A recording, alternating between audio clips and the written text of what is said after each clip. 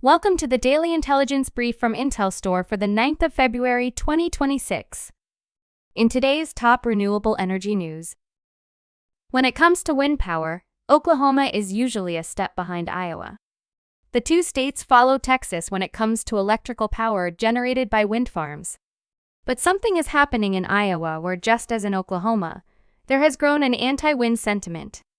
Wind energy development has all but ground to a halt in the face of community opposition, a phase-out of federal tax credits, and the U.S. administration's actions to slow the approval of federal permits. A major reform intended to drive investment in renewable energy and storage capacity into the next decade could have the opposite effect on wind farms.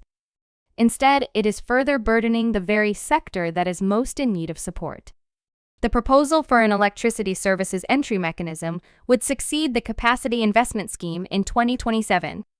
Instead of contracts being settled against actual generation, as is typically the case with current power purchase agreements, ESEM contracts would settle against a reference generation profile. Taiwan is rapidly expanding its offshore wind sector as part of a broader push for clean energy. While offshore wind barely existed a decade ago, today Taiwan is the largest offshore wind market in Asia outside China. Building offshore wind farms from scratch is capital-intensive. To make projects viable, governments in Denmark, Norway, Belgium, England, Canada, Australia, Japan, and South Korea provide billions of dollars in debt guarantees through national export credit agencies. The German government reportedly plans to make wind and other clean power developers pay for connecting projects to the grid to help meet the rising demand for its expansion. The move would replace the current system where companies are allowed to connect to the grid on a first-come, first-served basis. The draft law is intended to create incentives for construction in locations that are advantageous for the grid.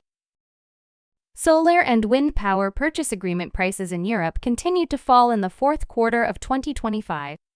The most competitive percentiles in Spain below €30 per megawatt hour, reflecting strong downward pressure.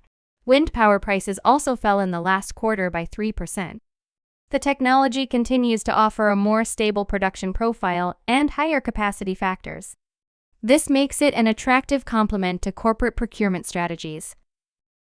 You can learn more about all of IntelStor's market and sales intelligence offerings at www.intelstor.com and subscribe to our channel today.